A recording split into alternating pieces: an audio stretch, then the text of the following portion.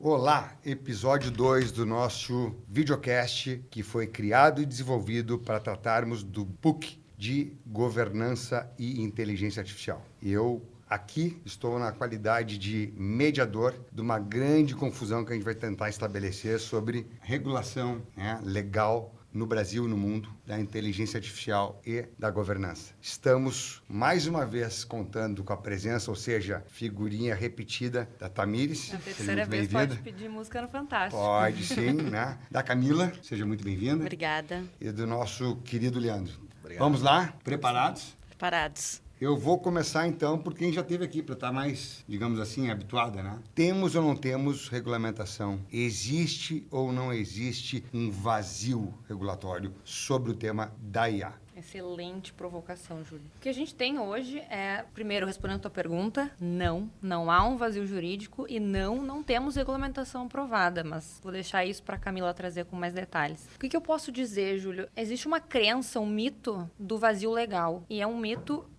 como é que eu posso te dizer em bom português, né? É uma crença vã das empresas que acaba as expondo de uma forma exacerbada, ou seja, as empresas acreditam que por não ter ainda uma legislação que já se aplique, uma legislação específica aprovada, nós não temos nenhuma lei, nenhuma legislação que já reja essas relações. Mas isso é um mito legal, como a gente disse, né? Na ausência de uma legislação, se aplica o que nós já temos hoje, ou seja, o Código Civil, propriedade intelectual, trabalhista, criminal. Nós temos diversas já arcabouços jurídicos. E por que eu digo isso, né? Essa crença, ela acaba expondo as empresas muito mais nessa percepção de que não tendo uma legislação aplicável, elas não precisam seguir nada. Mas vamos lá, então. Só para a gente deixar todo mundo, mais uma vez, é uma preocupação que eu vou ter sempre, tá? Nas nossas conversas, na mesma página. Teríamos um vazio se nada, ou seja, se nenhum dispositivo legal fosse aplicável ao assunto, é isso? Isso. E isso não é verdade. Não. Ou seja, temos uma infinidade de questões definidas e com aplicação. Com certeza. É isso? Com certeza. A gente precisa pensar que, assim, as relações humanas, as relações que são postas, né, através ou não da inteligência artificial, elas são regidas por legislações. Na ausência dessa legislação específica que já tramita sobre a inteligência artificial, elas vão acabar incidindo em outras normas. Em direito do consumidor, por exemplo, a gente já teve aí alguns casos midiáticos que, através de erro da inteligência artificial, por algumas companhias aéreas, por exemplo, trago aqui a título de curiosidade, um erro de uma inteligência artificial acabou culminando aí numa incidência da legislação consumidorista. Eu tenho falado e usado a expressão riscos potentes. No episódio 1 eu mencionava que estava presente, né? Sim. Que, por exemplo, questão de proteção de dados. Isso, evidentemente, é algo que está muito regulado. Eu até digo que está timidamente usado ainda, mas muito regulado. Com IA, isso acaba sendo potencializado, certo? Sim, com certeza. A legislação de proteção de dados, ela já existe e ela acaba incidindo em grande maioria. Temos já diversos casos nesse sentido. Acho que a Camila pode, inclusive, contribuir muito com esse debate, trazendo aqui para a mesa. Com certeza. A LGPD, né, a Lei Geral de Proteção de Dados, eu acho que ela está extremamente ligada, né, à inteligência artificial, porque a inteligência artificial, ao fim e ao cabo, ela vai se utilizar desses dados. Então, mesmo que a gente não tenha uma regulação específica da inteligência artificial ainda, a gente já tem outros mecanismos, como diz a Tamires, né, que a gente já pode ir aplicando, até porque o judiciário já está sendo provocado, né? A gente já tem casos envolvendo inteligência artificial, o judiciário é chamado a decidir sobre isso, e aí ele precisa se ancorar em alguma coisa. Então, ele tem que se ancorar no que já existe, né? Ele não pode deixar de responder as questões que chegam a ele. É fato que, como a gente comentou já no primeiro episódio, não é mais uma questão de se as pessoas já estão usando e partindo do pressuposto em que todos estão usando e ainda não há tanto essa regulamentação específica quanto essa percepção das empresas de que elas precisam dar esse passo de organizar internamente os seus colaboradores, a gente já está incidindo em muitos problemas, em muitos erros, e isso já está sendo judicializado. Pois é, mas daí tu fala de percepção, né? Vamos falar, então, automaticamente de uso silencioso, né? Shadow IA. O que isso significa, né? Qual é o impacto que existe deste, digamos, uso que não está aparente? O Shadow AI, para quem não está familiarizado com o termo, seria esse uso silencioso, esse uso não autorizado, né? O que acontece? Quando as empresas elas não estão olhando para dentro de casa, quando isso ainda é constante considerado um tabu. A gente sabe que dentro de muitas empresas ainda é um tabu falar em utilização de inteligência artificial. Então, essa organização da casa, ela precisa passar, como a gente discutiu no primeiro episódio, tratando sobre esse aculturamento. A Natália expôs muito bem. E o Shadow AI, ele acaba potencializando sobremaneira essas implicações de legislação, né? O que acontece? Os colaboradores, muitas vezes, eles não estão utilizando a inteligência artificial que é posta pela empresa, que ela é autorizada. Ou, inclusive, tem casos, a gente traz aqui de novo para exemplificar, em que uma empresa ela pode contratar um terceiro sem saber que ele faz uso de inteligência artificial para prestar esse serviço. Então, esse seria um excelente exemplo de um uso de uma inteligência artificial sem o conhecimento da empresa, que acaba combinando nesse Shadow AI. E essa empresa que está contratando, ela vai acabar respondendo sim perante o judiciário. E mesmo hoje, sem uma legislação aplicável, ela vai responder com o que já existe. Ou seja, mesmo sem ter ciência do emprego dessa ferramenta, as consequências existem. Com certeza. A gente encerra o primeiro episódio falando que a supervisão humana, no fim ao cabo, ela é o que vai guiar, né? E ao fim ao cabo, a responsabilidade, ela é do contratante. Pois é, mas tu mencionou nessa tua fala colaboradores. Sim. Porque acaba sendo, digamos assim, o mudar, né? Ou seja, a gente começa a ter IA disponível, né? Daí eu tenho que obrigatoriamente ir para o nosso craque do dia de trabalho, Leandro, e queria te perguntar, como é que está isso? Os colaboradores, ou seja, o mundo corporativo perante seus empregados, colaboradores, funcionários, usando IA. Primeiramente, Júlio, craque, a tua generosidade. Quero dizer que é um prazer enorme estar aqui contigo, assim como é um prazer enorme estar com a Tamires, com a Camila, com todos aqueles que nos assistem e nos ouvem. Leandro, deixa eu te interromper para te assegurar o seguinte, claro. Eu vou dificultar barbaramente a conversa contigo, tá? Isso é garantido, tá? Te conhecendo, tenho certeza disso. Isso é importante, tá? Em matéria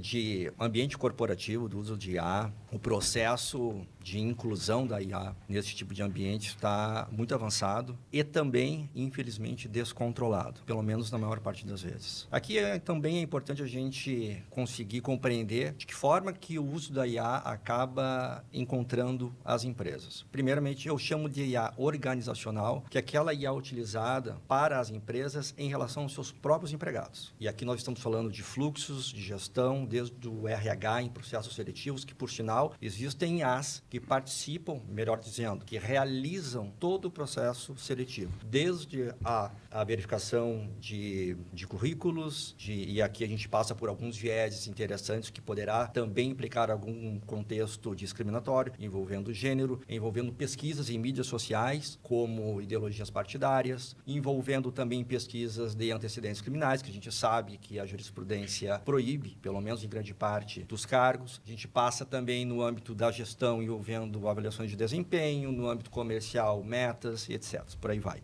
E também nós temos aquela outra interface da IA, diz respeito ao colaborador que está lá na ponta usando essa ferramenta perante terceiros, nos relacionamentos da empresa com fornecedores, com clientes e com terceiros em geral. Em ambas as situações, o risco hoje é enorme quando a gente fala em ausência de regulamentação interna, de políticas internas. Sim, a gente está falando de existência de legislação, ou seja questão legal, regulatória. Não somente disso, mas de políticas internas, pelo menos que regulamentem minimamente os princípios no uso de IA, os seus limites, especialmente falando, e inclusive para a proteção da própria segurança. Hoje em dia nós não temos como saber o quanto de IAs existem no mercado e o quanto ainda serão criadas IAs no próximo ano ou daqui a 5 anos. Então, portanto, é fundamental ter essa estrutura. Mas eu queria apenas contextualizar em termos de pesquisa, e nós temos várias pesquisas, mas tem uma muito interessante que foi realizada pela Universidade de Melbourne, na Austrália,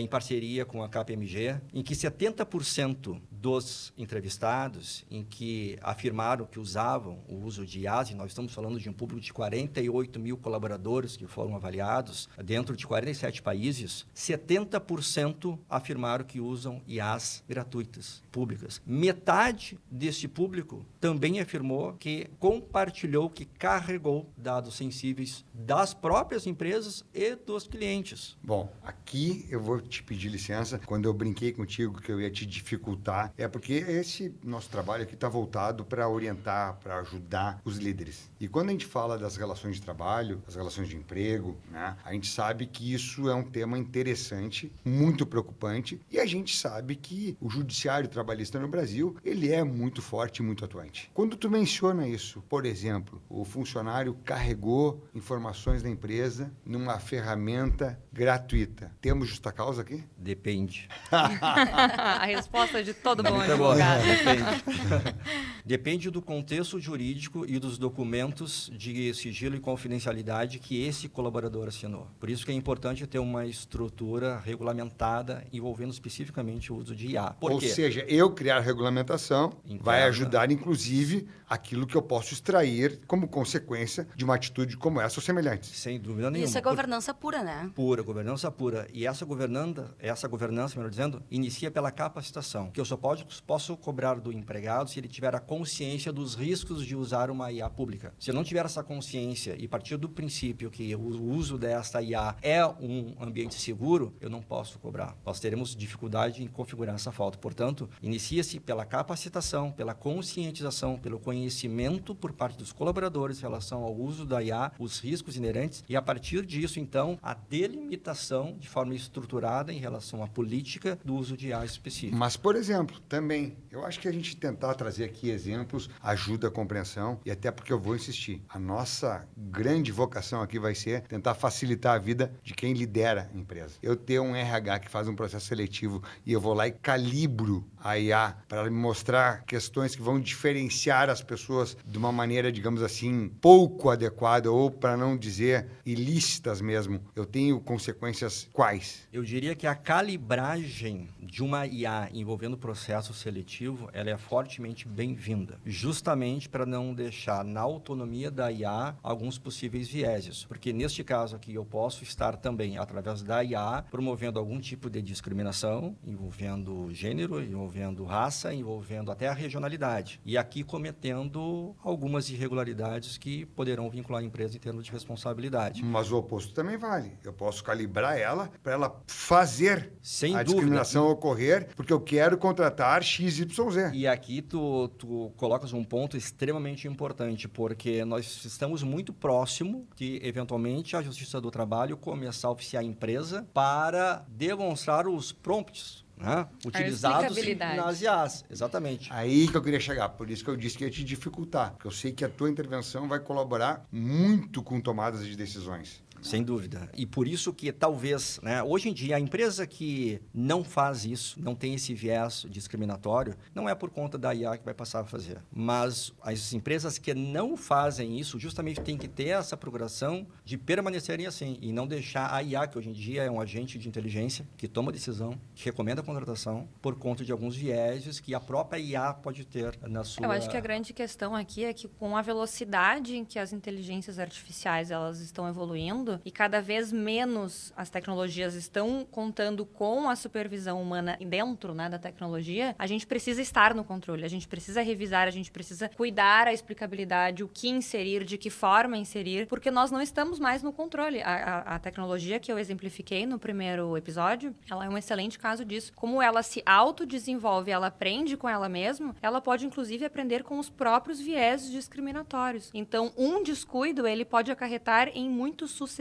descuidos. Sim, aqui a gente está falando do seguinte, eu posso ter algo que seja uma falha, eu posso ter um descuido, assim como eu posso ter algo dolosamente sendo praticado. Sim.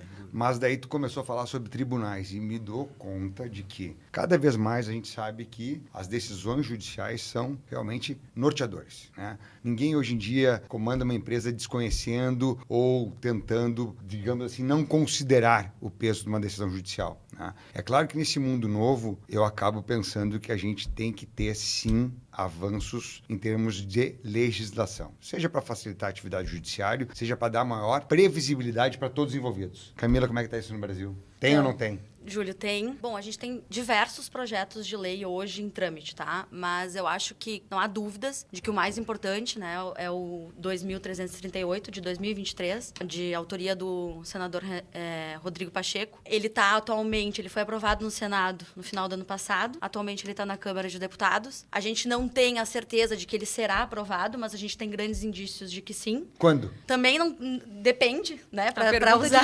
Não, mas é que eu acompanho. Realmente, assim, o trabalho legislativo nesse aspecto está muito intenso. Tá muito intenso, forte, muito sim. cobrado, né? A gente tem, assim, uma média, por exemplo, no Senado ele ficou 1 ano e meio, mais ou menos. Então, se a gente seguir esse parâmetro, ele chegou na Câmara dos Deputados em março desse ano, a gente teria algo no final do ano que vem, provavelmente. Se a gente seguir esse parâmetro. Isso aí é uma vida. Mas, assim, daí a gente volta porque a Tamires disse, né? A gente não tá num vazio. A gente já tem coisas que as empresas, elas podem e devem fazer e devem se preocupar e legislações já aplicáveis, né? E a gente já tem também um indicativo do que vai acontecer nessa PL. Ela segue o modelo europeu, né? De dividir em riscos. Em riscos. Então, assim, a gente tem riscos que são permitidos desde que muito regulados, eles são muito regulados, né? E riscos que, se o sistema de IA, ele apresentar riscos específicos, que a gente chama de riscos excessivos, esse sistema, ele tá vedado, né? Ele não pode ser utilizado aqui no Brasil, que é o que acontece também hoje com o AI Act da Europa, né? Eu acho que a gente tem duas grandes, digamos assim, correntes, né? A europeia e a americana. Americana, exatamente. Essa preocupação com os riscos europeia, eu acho que vai acabar sendo a nossa, digamos assim, a nossa matriz, né? Que é o que aconteceu com a LGPD também, né? Mas tu vê assim, vamos lá. Se a gente estiver falando de um emprego de IA, onde um direito fundamental lá nessa relação de trabalho ou de emprego vier a ser caracterizado, eu automaticamente não vai ser possível o emprego da IA para isso. Tu diz o emprego da IA Não, para... se a gente tiver lá, a gente tiver a possibilidade de que o emprego dessa ferramenta traga violação de um direito fundamental. Não, esse é o risco excessivo, exatamente, tá? O que é o risco excessivo? São os sistemas que vão justamente tocar ou violar direitos fundamentais. Então, a gente fala de direitos do trabalho, hoje, a grande questão no Brasil é que muita coisa é direito fundamental, né? Então, a gente tem direitos autorais são direitos fundamentais, direitos do trabalho são direitos fundamentais, direito de saúde. Então, assim, a gente tem muitas possibilidades de que isso se encaixe no risco excessivo, né? E aí, como o PL, né, ele é muito também ancorado em princípios, e princípios são subjetivos, a gente tem a possibilidade que o judiciário vá modificando, flexibilizando eventualmente os entendimentos a partir desses princípios, né? A gente tem princípio de transparência, a própria questão da explicabilidade, né? Acho que é um dos grandes pontos mais, talvez, sensíveis, né? Do como as empresas, as lideranças vão conseguir explicar as decisões, eventualmente, tomadas nesse âmbito, né? Bom, o judiciário está super avançado. Eu tive a alegria, a honra de participar de uma comissão de juristas formatada, indicada pelo ministro Barroso, né? Exatamente para regular, via CNJ, o emprego da inteligência artificial no Poder Judiciário. Ou seja, o tema é um tema atual no Judiciário, sensível para o Judiciário e que, com certeza, vai estar cada vez mais preparado também para julgar essas questões. Sim, é dos dois lados, né, Júlio? Não é só do lado do empresariado, mas também do Judiciário. E isso é muito bom. A gente percebe um avanço que está sendo observado e atento pelos dois lados. Também de nada adianta a gente ter uma legislação muito avançada se o Judiciário não acompanhasse. E graças a Deus a gente... Não, mas o que eu estou tentando até passar é o seguinte, eu acho que é um erro o líder empresarial pensar que o Judiciário vai se familiarizar, o Judiciário vai passar a compreender. Eu acho que o Judiciário já está cada vez mais preocupado e se capacitando para decidir sobre isso tudo. Já é uma realidade, né? E eu acho que é um assunto que está muito potente, né? Utilizando, assim... Risco potente. Mas, assim, também utilizando a palavra potente, ele tá em todos os lugares. A gente tem se preocupado muito com isso. Eu acho que tanto nós, operadores de direito, enfim, dessa área jurídica, mas a gente tem também a própria área dos negócios. Eu acho que as lideranças, elas precisam realmente se preocupar com isso. A gente tem um PL que tá aí em vias de passar a entrar em vigor. Se a gente pensar que é um assunto extremamente relevante, talvez a gente tenha aí uma antecipação dessa previsão, né, de 1 ano e meio, de repente a Câmara de Deputados até. Então, acho que são discussões que elas já têm que estar sendo protagonizadas nas empresas e pelas lideranças que possuem também o dever disso. Nessa questão até das empresas falando e voltando para a discussão trabalhista, né? Me parece que quando tu trata, e tu falaste sobre isso, de um regulamento interno, esse regulamento interno, ele automaticamente, falando de IA, ele tem que ter flexibilidade, né? Porque a gente sabe que a coisa está muito rápida. Não adianta eu fazer algo que seja engessado e que daqui a 3, 6 meses não vai servir mais, né? Como é que tu vê isso? Por isso que a gente indica, Júlio, justamente em virtude desse avanço, que haja uma estrutura mínima em termos de regulamentação, prevendo princípios, limites, algo que possa ser aplicado e, independentemente do tipo de IA, sejam observados aqueles valores, aqueles limites. O empresariado hoje tem que ter a consciência, e naquela mesma pesquisa que eu fiz referência da Universidade de Melbourne, 47% dos entrevistados indicaram que usam a IA sem o conhecimento das empresas. Ou seja, a ausência de regulamentação interna potencializa e muito os riscos. Tá, mas então vamos lá. Eu posso desenvolver um programa de governança que diga, na nossa empresa é vedado o uso de IA. O uso de seja IA ela gratuita, qual for. ou somente as IAs institucionais, disponibilizadas pelo empregador e dentro daqueles limites. Faço essa regra. Dou ciência. Todo mundo é treinado. O colaborador usou. E Tem como- justa causa? Depende. Ainda depende. Ainda depende. Ao fim e ao cabo, Exato. depende. Em virtude dos danos e para aquilo que usou. Por exemplo, se compartilhou numa IA gratuita, pública, dados sensíveis, sem dúvida nenhuma é justa causa. Agora, se usou uma IA gratuita que não teve nenhuma relevância, não vejo justa causa. Então sempre vai Discutível, depender. Leandro. Mas apenas pela quebra genérica de uma regra, né, mesmo previsto num código de conduta, uma vez pontual, acho difícil uma justa causa. É que, Leandro, a gente tem que sempre ter presente algo que é incontestável. Caiu na IA, que se alimenta de informações continuamente, mundialmente, não tem volta, né? Não tem gente como teve recuperar sem isso, dúvida. né? Não, A e gente é teve onde o que caso do fica, New né? York Times, né? Onde que Exatamente. fica? Onde é que está esse banco de dados? Onde que está armazenado? O que eu me E como é refiro, que que vai depender do caso concreto sempre, porque vamos imaginar o uso de uma IA para elaboração de um e-mail, sem nenhum conteúdo relevante. Sim, compreendo. Então, claro. realmente vai depender sempre do caso concreto. Mas sim, né, para proteção do empresário, uma regulamentação mínima, até para proibir o uso de IAs externas, vai ser fundamental a partir de agora. E até trazendo só, desculpa, mas o PL, ele traz justamente também uma obrigação de governança robusta, né? Então, as empresas vão ter que ter essa regulação interna, né? E as Essa- empresas não precisam aguardar a Não, claro que regulamentação não. Já legal. devem agora. Já devem estar Desde olhando agora. para isso agora, É com fundamental. É certeza. que, de novo, né, não é a falta de governança, aliás, não é a governança que inibe a inovação, né, é a falta de governança. Ao fim, a gente acaba percebendo que as empresas, elas não se sentem seguras em inovar se elas não detêm uma governança interna, e a gente não precisa, não deve, não é precisa. Acho que a gente não deve aguardar. Os princípios, eles já estão aí.